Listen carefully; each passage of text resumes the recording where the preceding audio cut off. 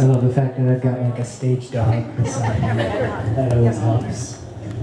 Helps me get nervous reading your poems, and you know he's right there supporting you. And I love you too. Okay, I want it up a little bit actually. Yeah, let's do that. That's good. Is it, can you hear me out there? Okay. Yeah, what am I going to do? I thought about this before. I wanted to say thanks, Dwayne, for having me back down. And Dwayne does a great job with this open mic. He works hard promoting it. I mean, there's no MC out there who puts together bookmarks. I mean, that's come on. So he goes the extra mile to make this work. Love shot is how I identify you. There you go. Okay. I don't have my sax tonight. It's in the shop right now. But I got my wind chimes, so. Seaholm Arboretum. You're in the forest. You're in that green cavern amidst the echoes of the larks, held up by the pillars of the firs. Down below, the freeway kicks up a fine grit of noise, soiling what's trying to be still. You are that muddled place where both these worlds meet. If you came here by yourself, then indeed you are alone. The parking lot is empty, and elsewhere there are plenty of green lawns with picnic tables with better views. And this island of brambles and branches with its asphalt beach is too small for hunters and the game they seek. This is not a place for finding tracks nor signs. So what about the trouble on your mind? Are you plotting your escape from the Guantanamo of work? Is the money running low or the status of her love in doubt? The ferns are not here to help you. Go ahead, break off one of their stems. They are so comfortable with death. Not a single of its brethren cries out aghast nor seeks revenge. They are not like you. The trees stand there in a stillness, one shade beyond interpretation. Are you atheist? Do you believe in one God or many? You can make the trees say whatever it is you want. Go ahead, they will not resist you. If you came here in search of answers, this is not the right place. This is a place merely for becoming quieter. This is a place maybe for crying out. This is a place if you're finally ready to admit just how lost you really are. This confession, I've been told, is a good place to begin.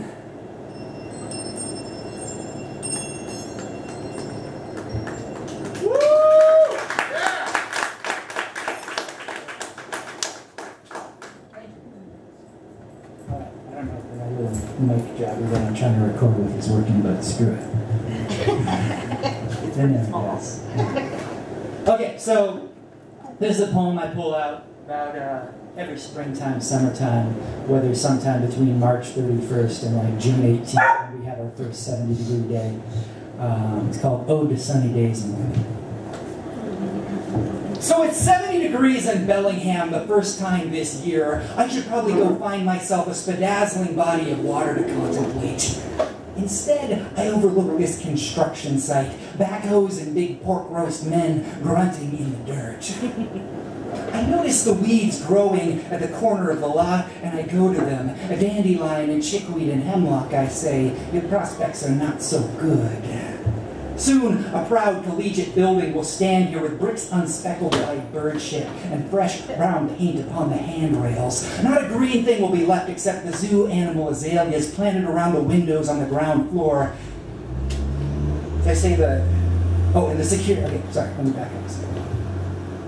Not a green thing will be left except the zoo animal azaleas planted around the windows on the ground floor and the security guard maples standing adroitly out front. In my state of reverie, I wander parking lots and back alleyways, staring at garbage cans and fire escapes. From the corners of my eye, I notice the women, in their thin summer skirts and tank tops. I will never tire of them, with the innumerable configurations of their bodies, with the indefinable subtleties of their hair.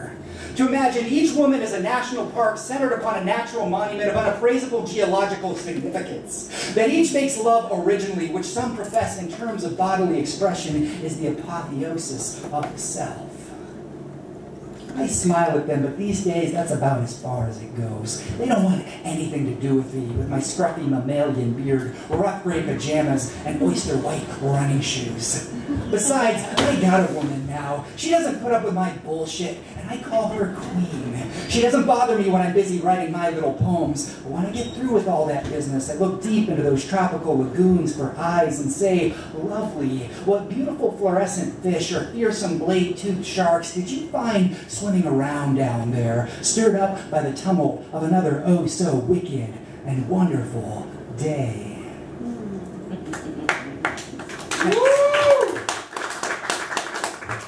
So my teaser on that is, if you're wondering why I was walking around downtown Bellingham in my pajamas, you'll have to buy the chapbook. It's the Gospel, Part 1. There's only one left, so only one of you can find out the secret to that.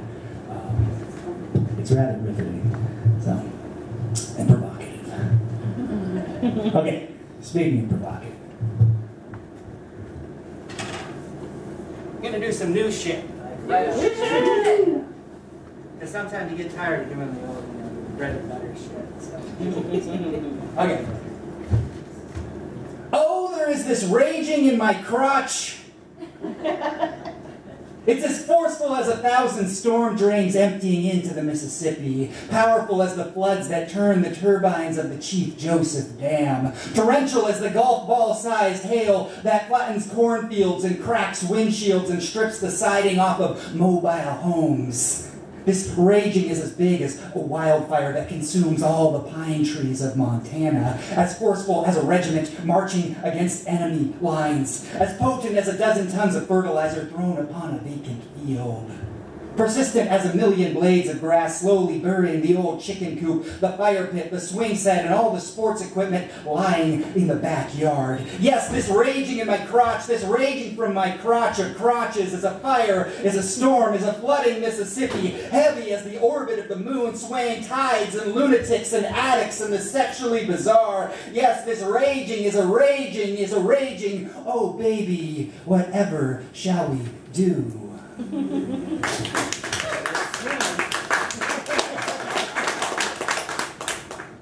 I don't pull that poem out very often, but I pull it out for you, Zippies. Okay, this is a poem that I wrote just yesterday. The project where I do creative writing with kids in juvenile detention up in Bellingham. And it is a really vain statement, but this poem was inspired by one of my poems. And it's very Stephen Colbert.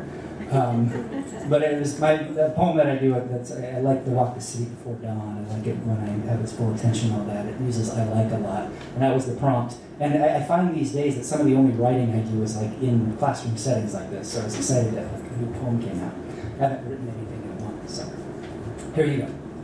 I like writing poetry. I like how it hurts to start.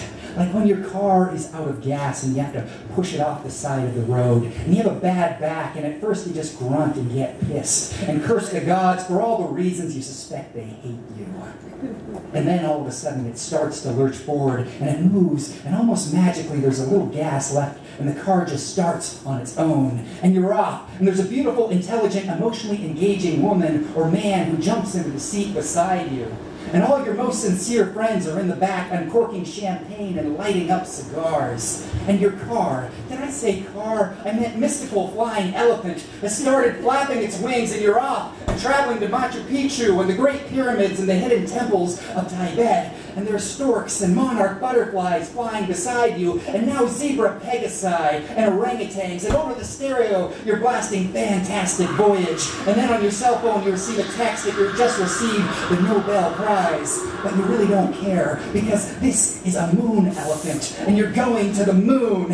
Yes, where there's an abundance of tasty lunar cheese and Martians. Yes, I said Martians from Mars, but now they live on the moon, because they wrecked their own planet in the Million Years' War, and they want to take pictures with you and make you their next president and give you a new, very cuddly, six-eyed Martian dog.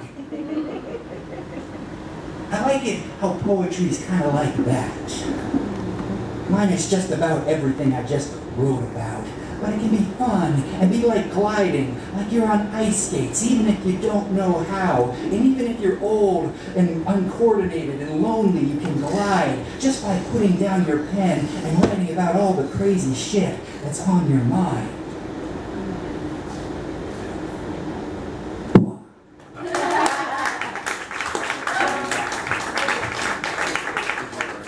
It's a new thing I started doing with the block. It started last week. Show at Port Townsend. Dramatic pause before the block. Yeah. So if you do that, it's okay. Just remember where you got it from. Okay. What was I going to do? Oh, yeah. I'm just going to keep it light and keep it going. This is a poem I do about where I fantasize about being a cat. Yeah. It's in the second gospel chapter. There's only one of that left too. It's a Bellingham cat, definitely. Yeah. I mean, it could be anywhere a cat. It's really a non-location specific poem. It's a fantasy. It's in the mind. It's somewhere out in the mind, and hopefully it'll be in your minds too, and only here as well. Okay. If I were a cat, wake up, dozen things already sitting on the mind. Go wander the yard, pretend I'm one of those ancient Chinese administrator poets, exiled to a distant post. Do y'all read ancient Chinese poetry? You should. It's got good stuff. And the ancient Chinese poets, they're always like these administrators who like work for the court, and then they get banished, and they go out on the hillsides, and they just wander around and like drink cups of wine and like reflect on the moon and reflect on like cherry blossoms falling and all this stuff. So anyway, pretend I'm one of those ancient Chinese administrator poets, exiled to a distant post, wandering the countryside, conning new metaphors for cherry blossoms and egrets, listening to the baboons howling in the hills. Now back inside, 5 minutes before the hour I've designated when I should start doing stuff, when I'll don my ball cap bearing the slogan, responsible human being.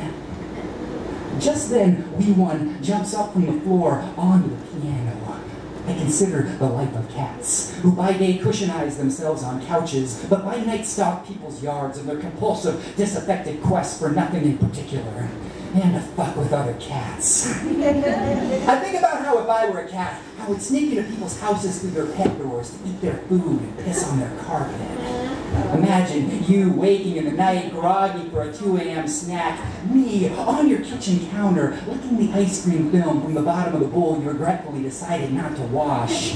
You in your still clinging stupor, not knowing what to do. Me totally freaking out, bouncing off walls, cupboards, recycling containers, kitchen stools like a flubber ball flung mightily by your 6-year-old son. You, finally mustering the sense, open up the door. Me, darting through, leaping heroically off the porch. Once I hit the grass, regain my composure, stroll away like I just stepped out of Nordstrom. You, frazzled, take a sec to catch your breath. Remember midnight snacks sometimes give you gas. Go back to bed hungry. Me, now beneath the rhododendron bushes, found myself a lady cat, staring into the phosphorescence of her feline eyes as King Solomon like the Queen of Sheba. Now I know this exercise ended up taking far longer than the 5 minutes I'd apportioned for pre-dawn inspiration. Still, I reassure myself, indulging in my own fantasies for the most part is far more interesting than reading other people's poems. Hang on. The last times I've done, I've skipped a section that's like vital context to the poem that like sinks the last line. There's a little stanza in there about after like donning the ball. Maybe I said it. Did I say it? After donning the ball cap bearing the slogan responsible human being. Consider reading a few chapbooks from the stack. Read poems from the stack of chapbooks rising from the kitchen table like a jumbled sheetrock ruins. Cringe. Just then Wee1 jumps up from the floor. I skipped that part. So you insert that in. Yeah, insert that in there, that I was making commentary about, like, assy commentary about reading poems. Which is great. Read other people's poems in that, but it's just about, like, in the end, you got to get in touch with your own inspiration. And your own, like, demented fantasies can be a great place to start.